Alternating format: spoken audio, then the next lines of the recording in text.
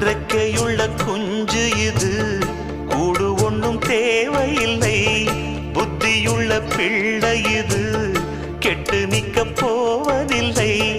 தாயொருத்தி இருந்தா ஒரு தந்தை உண்டு கேளம்மா. தந்தை ஒண்ணு இருந்தா பெத்த பாட்டி இன்றி போகுமா?